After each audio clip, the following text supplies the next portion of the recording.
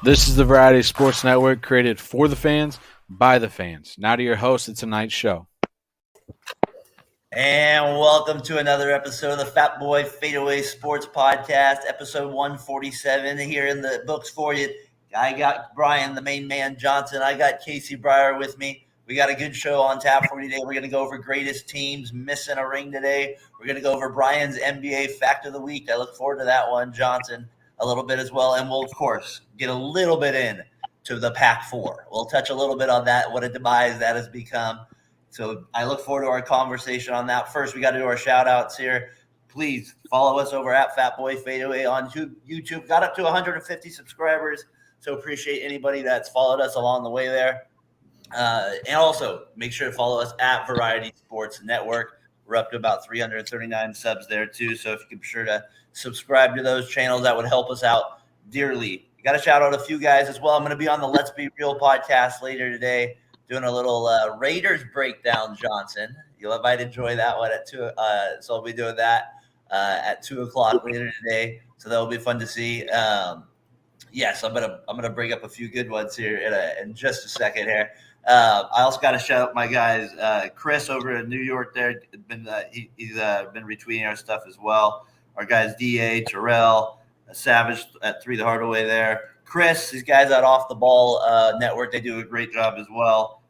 They've been doing a great job too. Also, my guys Doug and our guys at Saturday Showdown, they had a great podcast as well this week. The first one, Brian did good. It was fun. They were talking about the college football, so it was fun breaking that down a little bit.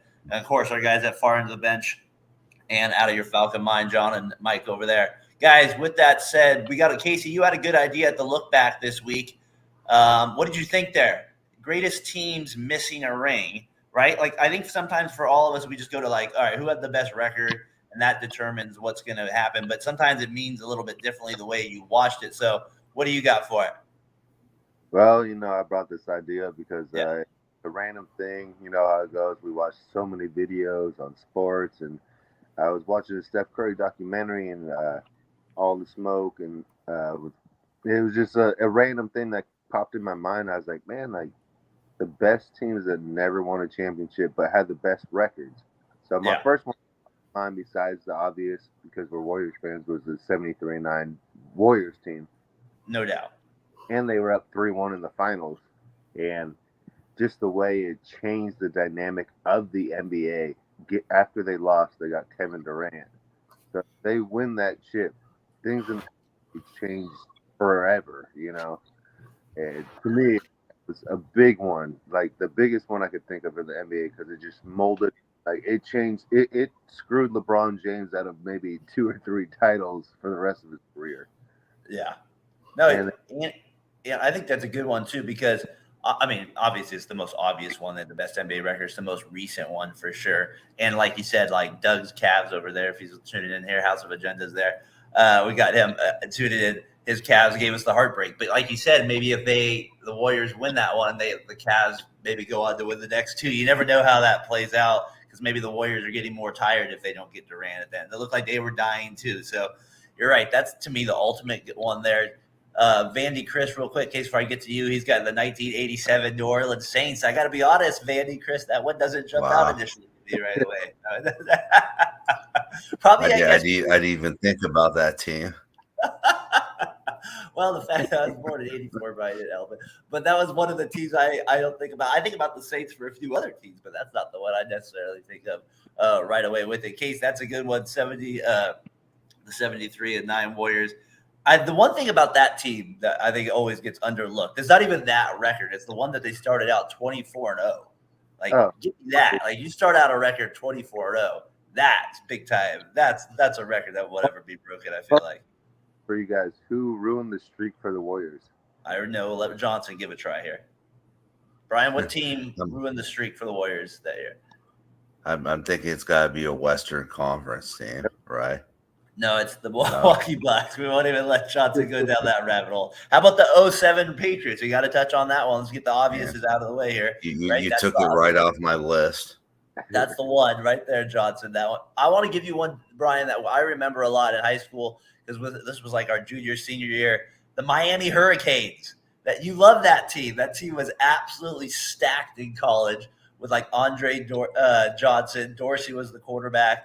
They had Shockey as the tight end. Their linebackers was Williams and the guy that ended up on the Saints. He was there on that team too. I can't think of his name right away. He was also the linebacker on the. No, not Takeo. Who? No, McGahee, Willis McGahee. Yeah, but no, the linebacker. I'm trying to think of the linebacker. Vilma, he played on that team as well. And then they lose to Ohio State, Johnson. To me, that one had to be. You had the Ken Dorsey college jersey. That was impressive to me.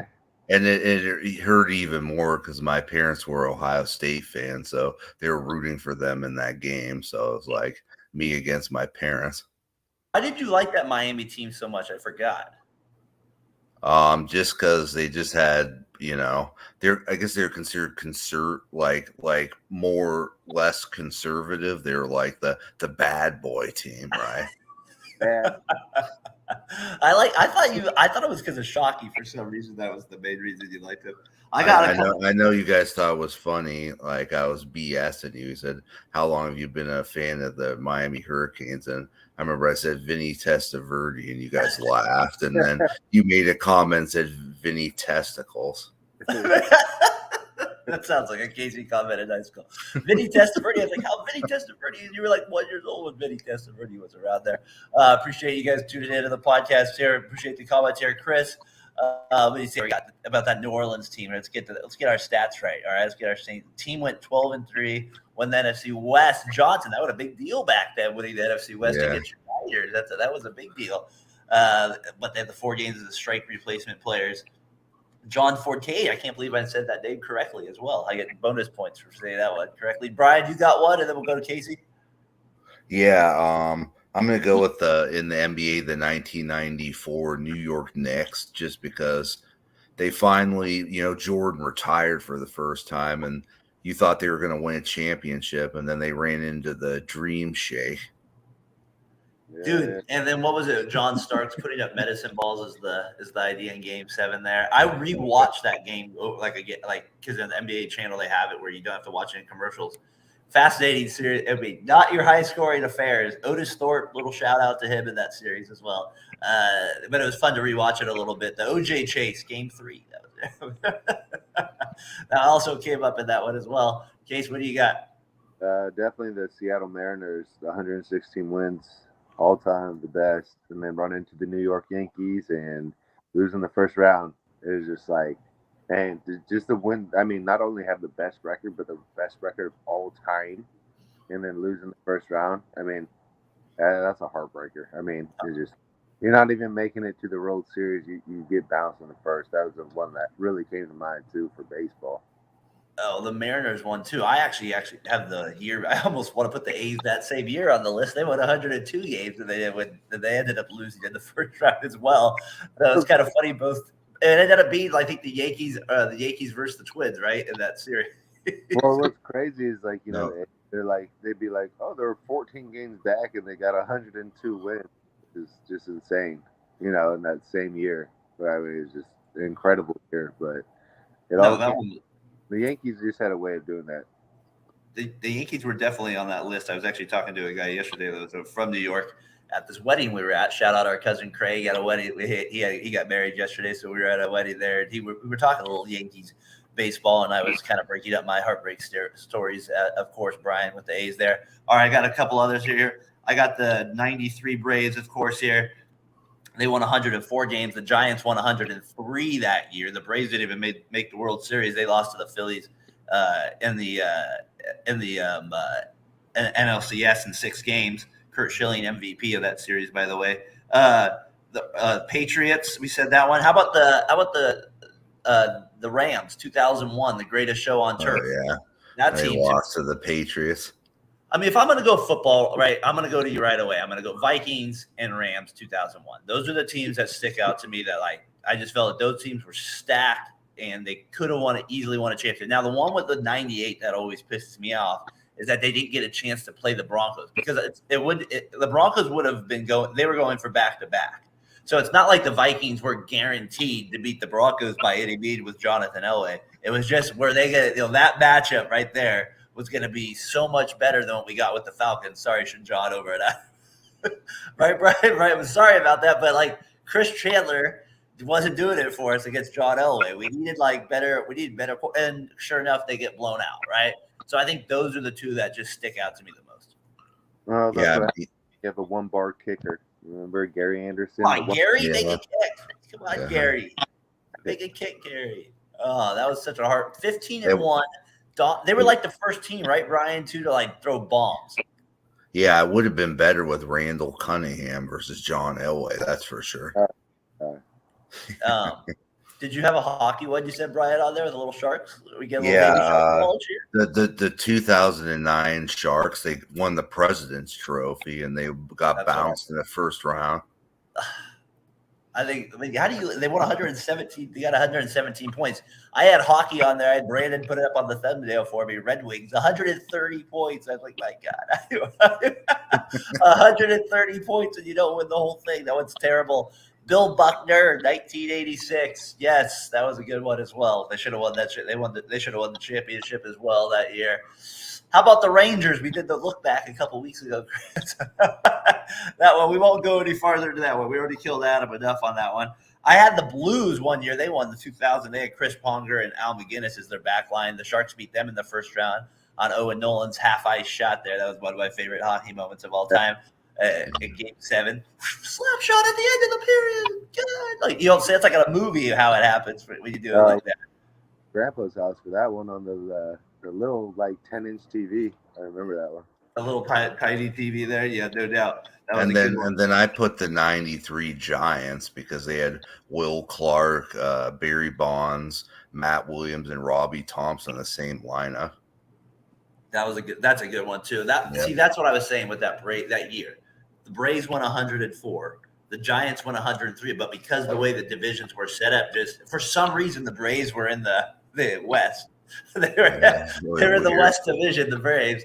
They're playing the Giants. They went 100. They went 104. That's the year they traded for McGriff halfway, or like with 2 months left, and their offense shoots up the rest of the way, and they overtake the Giants there with Will Clark, Matt Williams, and that was a tough one for Giants fans. I think I like to remind that's why you got to hate the Dodgers because they kept them out of the playoffs. I kind of like the Dodgers for that reason. Don't you a little bit, Fred? I got a couple other ones college-wise here. I thought because I think in college a little bit too because you can dominate the regular season in some ways a little easier than the professional. In some ways, you know what I mean? Like in this dominant form. I remember the 2008 Memphis Tigers when they had Derrick Rose. They were pretty dominant. They crushed UCLA in the Final Four that year as well, and then they ended up losing in the finals in heartbreak fashion to Kansas. The Wildcats recently in 2015 with Frank Kaminsky, his team pulled it off as well. And then the other team we didn't talk about in college football, this is to me the most influential college football game I've ever watched, is Texas at USC, or basically in LA at the Rose Bowl there. I got to go USC Trojans 2005, that one as well. No, Vince Young was amazing. It was like the best quarterback. He looked like Michael Vick almost. He was unreal in that game. That was one of those games, Johnson. You remember that one? Yeah, that was. Were you over at our house watching that? Yeah, the USC Texas game. Were you there with Lutzel? I remember Lutzel came over at halftime. Yeah. I think he had money on the game. He was a little too fired up. I do something. I think he picked USC. I was thinking another one that popped in my mind when we were talking about basketball was the iconic Dikembe Mutombo, the 8-1 beating the Sonics. 94 Sonics. Yeah. Yeah. Because they were an 8 seed had never won before, and it was like Gary Payne, Sean Kemp, Detlef Schrempf, they were pretty loaded. Nate McMillan. So. No, that was a good one. That was a weird year for sure on that one. And then we got the Predators here. And then somebody put down here was the Boise State with Kellen Moore. Yeah. I remember that one. Yeah, that was a good one.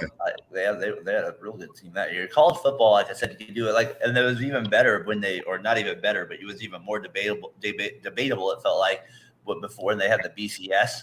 There'd be teams that didn't even get a chance to play for the championship, so you always felt like those teams got extra robbed in a situation like that. So I always thought that was kind of funny.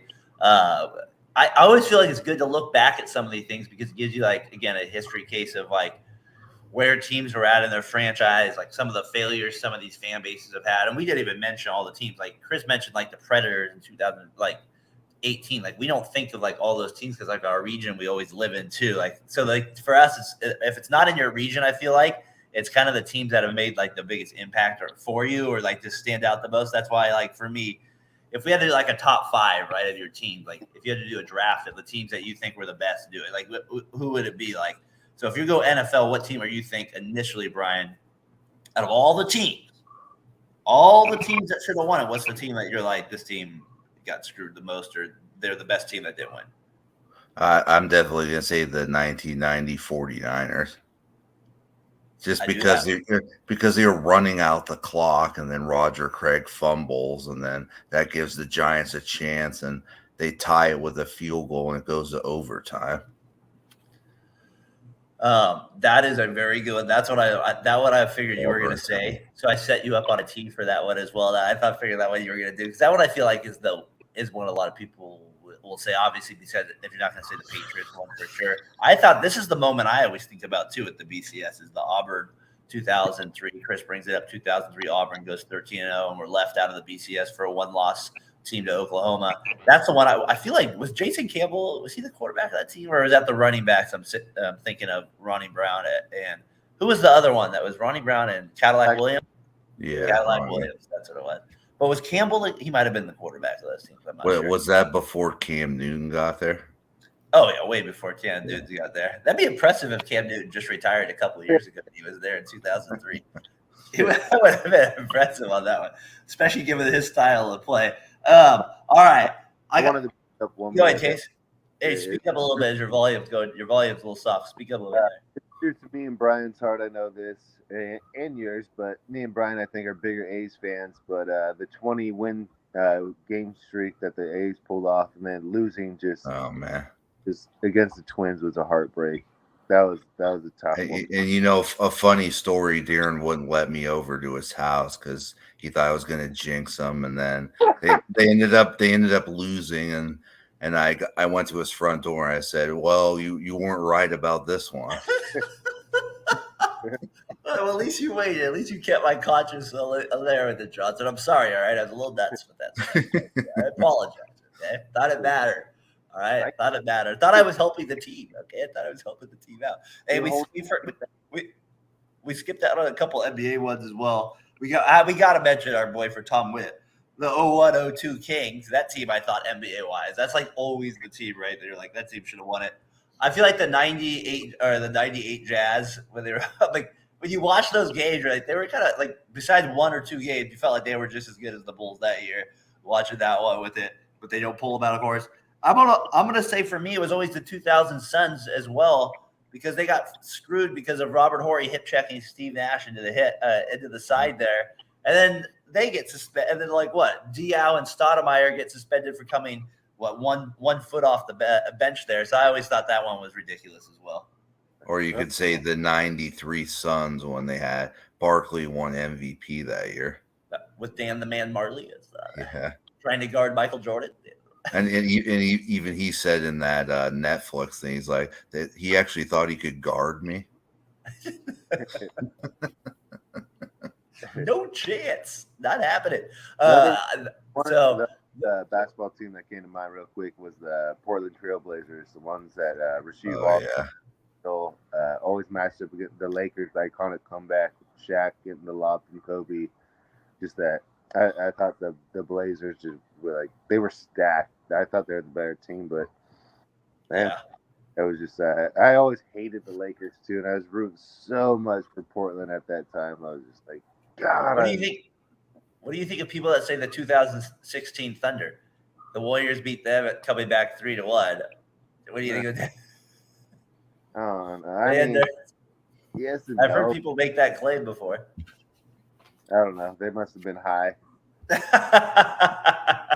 And then the other Portland team you can say is the 92 when they had Drexler and they played the Bulls. I thought you were going to say the Portland Timbers. Like you can bust out some MLS knowledge there, Johnson. That's going to be impressive. That's a good one. I like that one too. If Kevin Johnson played even average for the Suns, they would. Yeah, no, if you watch some of those games, that's exactly what it was for them in the '93. And actually in some of the playoff games they lost as well. But there were some as well. He was dominant. But that's kind of like how I feel like with John Starks in that '94 series as well. So I think those are some really good ones in terms of like look back teams. If I go, the only one I didn't mention on the list is college basketball. And that's you said Drexler. That's the '83 Houston team that lost to that one. Because if you actually kind of like see who's on that team's roster, you're like, oh, you have a Olajuwon and Drexler, you did win the and they were seniors. You know what I mean? You're like, how did you not win the championship? So that was the one thing with those teams. I remember looking back at those ones. Those are the ones that stick out to me. But those are the main ones. I mean, even the Lakers one where people say, like, to me, this guy the other day, we were talking yesterday at the wedding. He goes, yeah, the Lakers team in '03 with Malone and Stock and Peyton. I go, I don't put that team on the list because I just feel like they were old, and I don't even feel like they played that Western Conference teams. I don't know. That team doesn't count. Yeah, just because Malone ended up messing up his knee, so they had to go with some. But does it mean? Do you think that was a great team missing a ring? No. I don't know. I don't think it was. Like, I don't look at that team as a great team. No, I mean anytime you lose the Pistons. Whoa, Brian, that team was good. Yeah, who was the only Hall of Famer out of that group, right? Ben Wallace. Who knew? And Larry Brown, I guess that's the other one. All right, hey, you guys got any other ones, or you want to move on here? Case, you got a few others? I mean, we can move on to whatever you guys want to do, but I thought we touched them all there for the most part. You know? Yeah. I think it was. Some teams, some fan bases might be upset at us, but for the most part, I think we got them right. Unless Brian's got any WWE Hall of Famers that maybe. No, we got the Predators in there as well. So if we got the Predator comment in there, that's where we got. I think for another college team, you could say when the year they had Harbaugh and Andrew Luck. With the Stanford, Stanford there, that was a good team as well that didn't pull it out. That's what I'm saying. In college football, I feel like that's where you would have the absolute most. And college basketball, you would have it too. But again, you have that one game, like just different type of elimination, like round. It just feels a little bit. I don't know. College sports is a different animal. Like you're right. I feel like those are the ones where it really sticks out, especially if you look 20 years ago, because the players kind of stayed a little bit more consistently, especially in the basketball teams. Especially if you go to the 80s and 90s where these guys played 4 years and didn't win championships, then you really get some things like that. I think that's a good call, Brian, there. It's the 1990 A's. They should have definitely won. Or 90. Well, that's a good call. 88 A's, some people would say, too. They should have won 88 and 90. Yeah. They should have. I guess they won the Doug's AL Reds West. beat us. Doug's Reds. The AL West wasn't even close that year. I think they won by 15 games in '88. That's crazy. It's funny how they used to do baseball standings like that. Looking back at it, like just two leagues. We'll see you in the conference finals, and we'll get to the championship. It's easy feed right there. Like you would know by April. Like the A's would have been out by April 3rd. That's where they would have been out. All right, hey, I thought that was a good discussion of the teams there. Looking back at them, what do you think of our top NFL teams heading into 2023? Brian, you're the wrestling guy here. I saw Roman Reigns was on First Take this week. I didn't watch it, but obviously he was on Twitter. It's hard to miss it when Roman Reigns is anywhere, so it comes up on the feed there. I saw his top 6 teams. He had our top 5 teams. Had the obvious group, right? Had the Niners, had the Bengals, had the Bills, had the Eagles, had the Chiefs in there. So my question is, we don't have to necessarily do it in order, but just kind of like, if those are the top 5 teams, which I'm assuming we're all going to say, who's that? Maybe not, but who's that 6th team in the discussion with them? Is it the Cowboys? Is it the Chargers? Is it the Ravens? Who do you think is like in that? Is it the Vikings off last year's record? Like who would be in that discussion, Brian? I would probably have to go with the Chargers right now. Over a team like Casey's Lions, even. Yeah, even like the Lions have to prove that they can win the division and get to the playoffs first. Okay, so you would trust the Chargers over the Cowboys then? Yeah, I mean, I don't trust Dak at this point. I mean, he has his own cornerback calling him a bitch. Yeah, but we just talked about how we didn't like the. we also talked about how we don't like the coach though on the other team last week. The Chargers, doesn't that play a factor in like the top 6 as well? But I mean, I don't know. I like him. I'm not all about McCarthy. I don't know. I I don't like the gotcha. way. Yeah. I just don't like the other coach more. I feel like I think what case? Brandon Staley. Yeah. I mean, he's anytime you screw up, all you got to do is get it to the end of overtime, and you do some stupid ass stuff. It's kind of hard to trust them. But do you have them as a top 6 team then, or do you have the Cowboys or the Ravens in there? You think, or some other team like the Giants or your Lions? I have the Lions for sure. So you have the Lions as the 6th best team then in the league this year? I think they are. Yeah, I think top 5. I mean, because the Niners are going to slide hard this year, so I just don't see them anywhere. So that's my opinion. I think the Lions are going to make a huge step. I mean, they already done it the last couple of years. I think this is the year they, really solidify themselves as like. Man, maybe Casey sees something going because this is the first year they've actually sold out for season tickets. Jared Goff, he does a lot for it. Jared Goff, Novato product, local product. Hey, if Jared Goff leads them to the Super Bowl, he'll be a hero in Detroit. I mean, if he got him all the way there, if any quarterback in Detroit wins the Super Bowl, he'll be set for life. He will never have to buy a meal again. Would you rather have, and I thought about this, and it's kind of I know it's not on our thing, but would you rather have Scott Mitchell or Matt Stafford? Definitely Matt Stafford. Yeah, definitely. That's not even a question. Scott Mitchell. I'd rather have Barry Sanders than his teammate. Maybe if he said Barry Sanders, Scott Mitchell. Terrible. Who was the last Lions quarterback to get their team to the NFC Championship game in '91? Wasn't it Mitchell? No. Who was it? It was Kramer. Oh, really? Steve Kramer? Rodney Pete? Rodney Pete made it over there? I would have guessed Rodney Pete. That's who I would have guessed. That's who I would have guessed.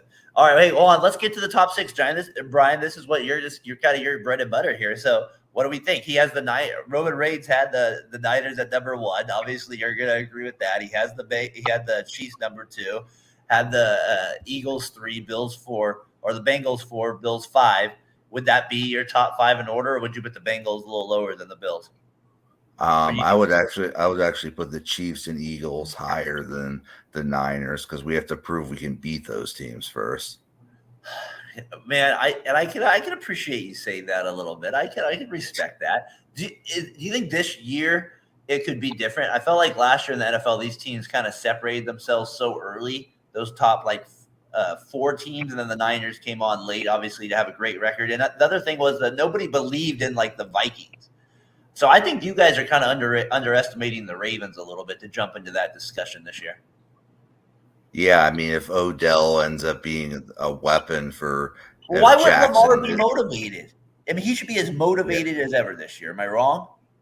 Yeah, you're right. I mean, Jackson has to prove he can be a throwing quarterback. What do you think there, Case? Does he have to prove it again? How many times does he have to prove that he's a throwing quarterback? I get what you're saying, Brian, though. That's from the outskirts of how everyone sees Lamar Jackson. They see him as a better runner than they do a thrower. But how do you win an MVP and still have to prove yourself that you can throw the ball? So, I mean, I think the Ravens, they're always in the mix for it. It's just, can they get their shit together, so to speak? It seems like they just have lulls in the playoffs. I just don't think Lamar's had the receiver help to do it. I mean, Mark Andrews is a hell of a tight end, but Hollywood Brown, I mean, God. Do you trust them or the Cowboys more this year? I never trust the Cowboys. Yeah, you can't trust the Cowboys. Everybody says there should be top 6. I mean, they gave you guys a run. They gave you got to say in the playoffs, they gave you guys a tough game at least. No, the Cowboys. Yeah, they did. I mean, their defense was the one that showed up, but that's Dak what I mean. Their offense sucked.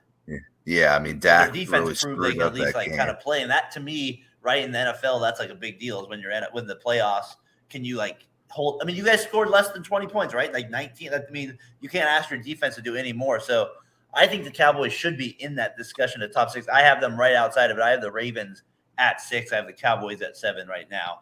And then I just can't put the Lions at 8 yet, Case. I don't know what to do with them. I still think I got them at 10 right now. I thought Casey would put the Raiders on the top 5.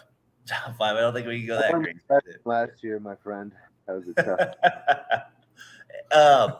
All right. Hey, so that's our NFL top 6 teams. We will get a little bit more into it next week as well as we start to get a little closer to the NFL season. Hey, Brian, question of the week here brought to you by Row One Brand. Use that code VSP15. You'll get off 15% in the art gallery. If you have a Pac-12 ticket stub somewhere, if you have it somewhere, it's going to be worth millions. Maybe if you have a Pac-10 run or an original one there, be worth millions someday, Johnson. The division has gone to the conference has gone to absolute crap.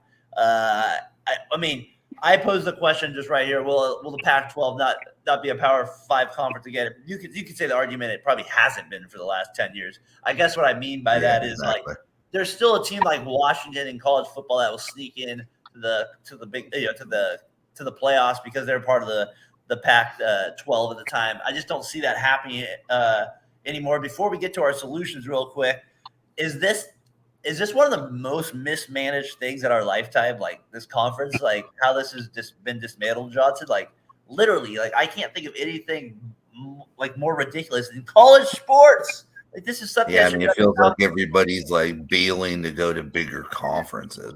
I've never seen anything like this before.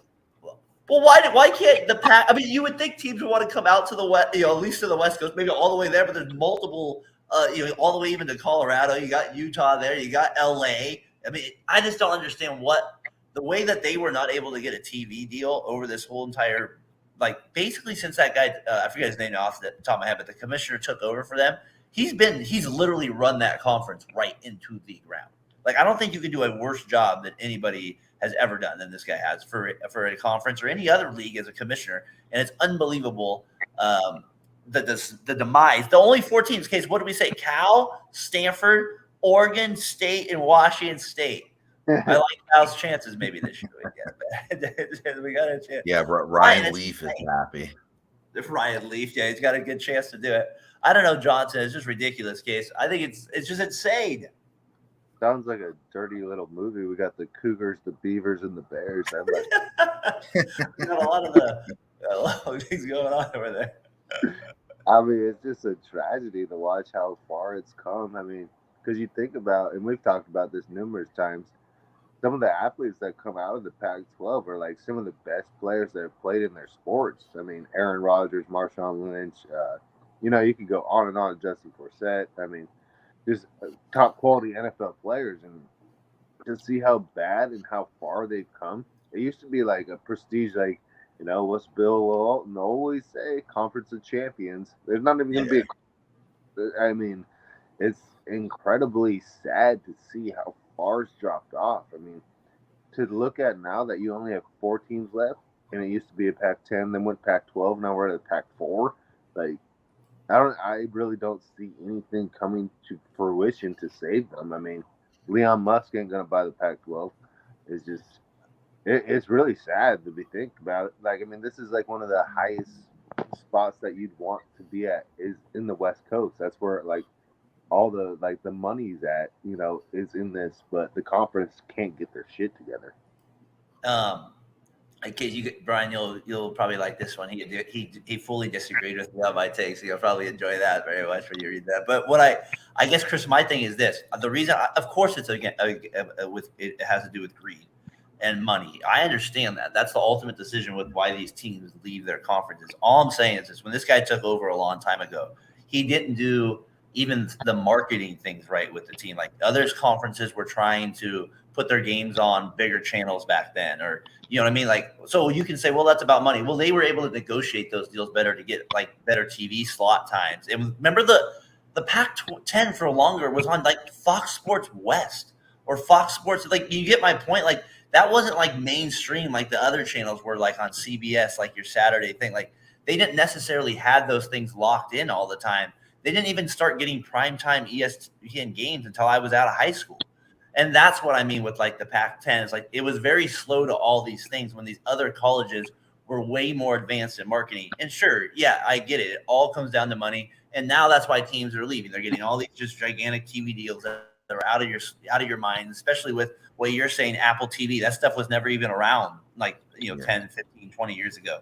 But that's the reason for me that I saw it kind of falling apart a long time ago, was just the games were not marketed well. You have a game on at 7:30 USC, and it's like, that's great, but why is that on at like a Wednesday on like some random channel, like not even like a main channel? Do you guys remember that? And then they have the Pac-12 network, and you have to buy that subscription for the Pac-12 network. I'm not saying that's easy, but it's like, that's not the way. They were way behind on all those things. Like, I just don't. That's the thing for me, and I get it. It's all about money in that regard, but I don't know. It's just something that that's kind of where I come from with that part of it. And like the Pac-4 round, yeah, that would be great. Play each other that many times. Attorney. Get into that.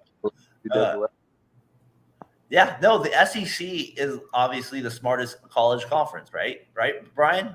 Right, yeah, Casey? yeah. I mean, just because in terms of how they've gotten deals, like they've used their football to, like, they've been able to work that to their advantage, and ESPN knows that. I mean, even since high school, they've been with CBS, the SEC.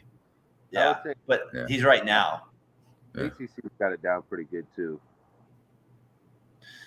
And SEC, like you said, they hitch their viewers to ESPN, but I think, I don't know, maybe like, I still feel like it's football at the end of the day. So if you have that channel and it's SEC football, I don't know. To me, that market is so strong. So unless they were just completely like, I don't know. It just feels like that, like down there, SEC country, that they would just always tune into football no matter what. And if that's the channel it's on, that would happen. But I feel like out here, it's just that vibe doesn't happen with college sports in general. Okay, Brian, we mentioned a couple ideas how we could fix it. How could we, like, how could they save face? Like, if there was like a bases loaded, 2 outs, bottom of the ninth, World Series, right? This team, it's sinking. This boat is almost at the bottom. How could they hit a grand slam here to save it? Just the wildest ideas. How would you save this conference? What would be one idea? Trying to go get Notre Dame because they're independent, so you can put them on a conference like the Pac-12. I like that. That's a good idea. That would be, you would have that Stanford, Notre Dame kind of thing that they always play once a year. Yeah, that Notre Dame, that'd be taking a step back. Or maybe going to get like Boise State or something. Yeah, that would be a good one. I don't know. To me, that doesn't save the conference, though, in that regard. I like the Notre Dame one. To me, that's like thinking way out of the box. Now, let me ask this to you. So if you did that, let's say you got Notre Dame. What if you intrigued them by like, okay, Notre Dame, we got you, but we also can somehow get Gonzaga. We don't care about their football. We just want their basketball. So now you at least have two schools now that at least bring like at least a massive reputation. Notre Dame, of course, but then you have Gonzaga from the basketball aspect there. San Diego State just made the championship. Can we get you to join the Pac-12 as well? Like, to me, those are like the top 3 schools that jump out right away to me.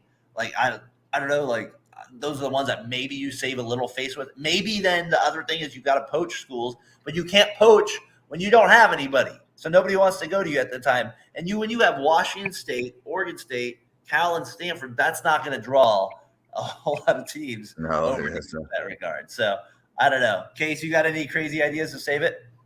I just change the conference's name and try and trick people into getting them thinking it's a different conference. It's got a name to it. Like, just got thanks name. Switch it up. It doesn't sound right. So I don't know. Yeah. I mean, I'm kind of facetious here, but I mean, you got to do something. I mean, fire the commissioner, whoever's running it. I mean, it's got to start from the top. Like, they don't fire commissioners. Rob Manfred's not going to get fired either. People don't fire commissioners. I don't understand. It doesn't happen. Yeah. It's got to start from the top, though. You know what I mean? I mean, this has been going on forever. It's almost like the Oakland A's are running the Pac-12. I don't know what's going on. Like, are they selling RC Cola at the stadiums too? I don't get it. It's like it's just run very poorly. Like it's terrible. It's awful. I mean, I don't even understand how they're still running this.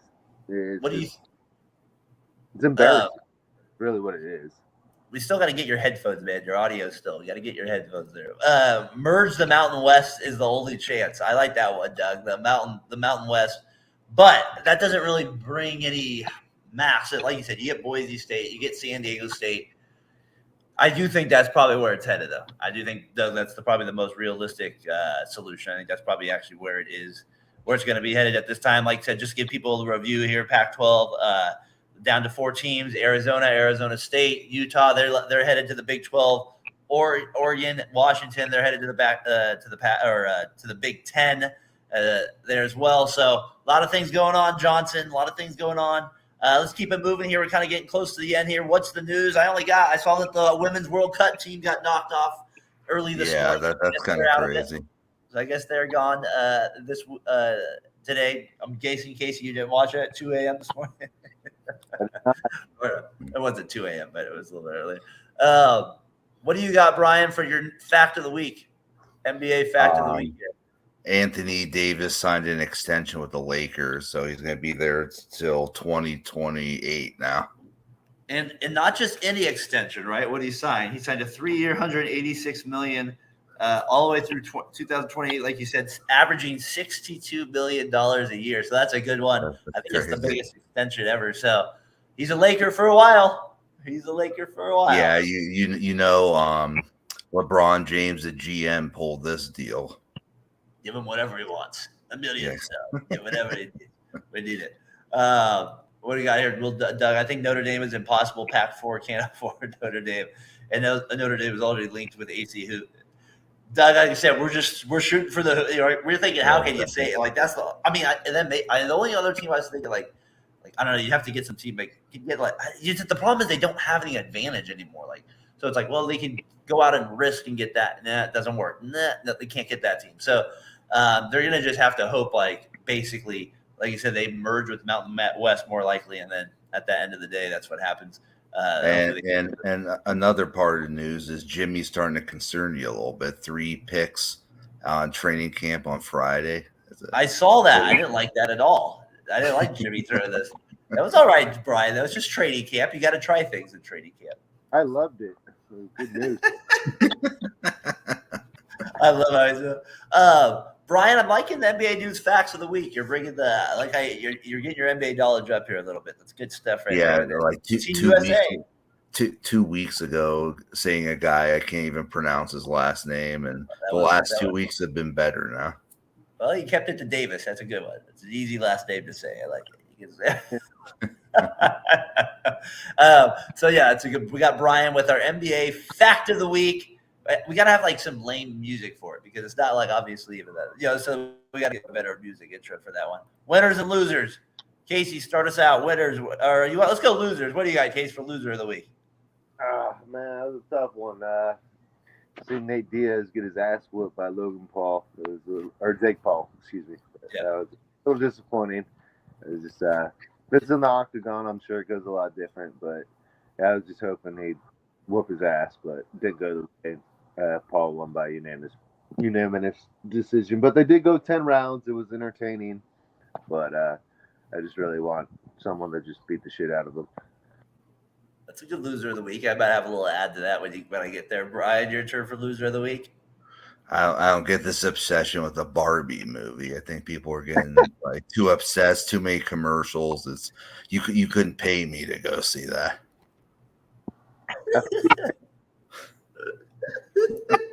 Did you play? I love. Come on, Johnson. You want to go with my daughter to see that movie? I'd rather go see Ninja Turtles than the Barbie. We saw that actually. Me and Casey saw that on Friday with our 2 sons. Casey gave it 2.5 stars. That's what I believe he gave it. 2.5 to 3. 2.5 to 3 stars. I don't know what's with the movies they're making lately, but they've been terrible. Is it October yet? Yeah, I got you. Yeah, we got to get to the football season. Almost there. Almost there. Yeah, the movies have been a little bit there. I want to see that. Was it Oppenheimer? But I hear it's 3 hours long or something. Was that what you said, Casey? It's 3 hours long or something like that. Yeah, I love it. So I'll probably that's on the list. The last time I've seen a movie that's not a kids movie, it's been a while. That's for sure. That Haunted Mansion movie looks god awful. I haven't even seen what it is. That's why I'm so out of the movie game right now. That's the problem with the kids. I got to get back into it. Even on Netflix, I fall asleep to every movie I try to start to watch, and then I have to rewatch it again. So and then have to rewatch it again. It's like, I got to give up on it. Case, I had to follow up on your loser of the week there real quick with for Paul. I'm tired of just seeing these guys box like these old fighters. It's like, come on, can we get a little bit more like, I don't know, just relevant fights? Like, I don't know, that just doesn't do it for me. I get it, they're good businessmen, and whatever. That is what it is. What it is. How about loser of the week? Tim Anderson getting knocked out yesterday. Casey showed me that yesterday at the wedding by Ramirez. He took the glove off. He was ready to go, and he gets knocked out with a nasty right hook. And then he gets back up. Our guy Andrew Vaughn was kind of trying to keep him away at that point. Let's go. Let's get out of here. We don't need to get more into it. He took a shot, man, after he tried to throw down Brian. Yeah, I mean that was crazy. Did you see it? No, I didn't. I was watching. You got to look up the fight between Tim Anderson and Jose Ramirez. Yesterday, Ramirez slides into second base. Literally, they drop gloves, and he gets him with like literally a right hook, and he falls down like a sack of potatoes. Wow. So it was a pretty good fight there, Case. That was a good one for it. Was that's a good right hand hook there. I also had for loser of the week. I had, of course, John Fisher as well. A's first team to 80 losses. Unbelievable. 31-80. Crazy that they are there. So definitely loser of the week. Winner of the week. Case, who do you got? I got our cousin Craig getting married. Long time coming. Been together with his wife now for almost a little over a decade. So just winners, Briars in general. Awesome to see the family all get together, have an amazing time, laugh, joke, dance. Top notch, man. Just hats off to Craig. Congratulations, best of luck in life. And it was just a true winner. It was just him seeing how happy he was. And no doubt. It was a good one. Brian, what do you got for winner of the week? I'm gonna go Roman Reigns. He pulls another one out. It looks like he's going to lose, and then Jimmy pulls Jey Uso out of the ring and beats the living hell out of him and throws him back in, and Roman wins again, and everybody was in shock in the arena. I thought you were going to go Roman Reigns having the Niners number one. Yeah, I've seen him at Levi's a couple of times, so I know he's a big Niners fan. He's a big Niners fan there. Yeah. Really? Levi's? Is that what you said? I got winner of the week. I got to give Tyler's guy Patrick Bailey a shout out on the Giants. Tuesday night he throws out a guy from his knees in the 8th inning, and then he ends the game on a pickoff at first base, throwing behind the runner. You don't see that very often in baseball. I hate the review to end the game, but it is what it is at this point. But gotta get the call right though, right? But it is what it is. But what a great play. Definitely winner of the week. If you have not seen those throws, I mean, legit throws from a catcher. So, like, pretty awesome stuff. And then the Marlins, they traded for a guy named Jake Berger, so they sold $5 burgers on his welcome on his first game there. So that's a good little shout out there. A good way to do it. It's like the dollar hot dogs back in the day when we used to go to the games there with the A's. Guys, that's our show here for today. We did our winners and losers. We did the NFL look back. Like we said, we're starting to pick it up a little bit. We're starting to get into football season here, Brian, getting a little bit closer. It's starting to get creepy. Got college football starting here shortly, preseason football. Niners next Sunday. Let's go, baby. We'll do a little preview of the fifth-string quarterbacks. We'll do a little preview, get them in there. 8-0 Donald, baby. You think Jimmy you think Jimmy's just in street clothes? I think he's just in street clothes. We don't need that. We need him for 14 games. That's what we need him for. So there's no chance he's in there. Hey, Against Brian, the Niners, they'll want to kill him. Exactly. I mean, I don't know. I think Jackson would probably throw him over his head. Hey, Brian, by the end of this month, so we got another winner. I left it out. Bonus. Me and you, IHOP, $5 pancakes for the rest of the month. Come down from San Diego, Jonathan. Pancakes. Me and you. Eat off. I hop in those cheap pancakes. Casey's favorite. All right, guys. For episode 147, for Casey Breyer, for Brian Johnson, I'm Darren. We'll see you guys next week. Have a good one. Peace. Hey. Hey, this is Brandon, CEO of the Variety Sports Network. Thank you again for watching tonight's show.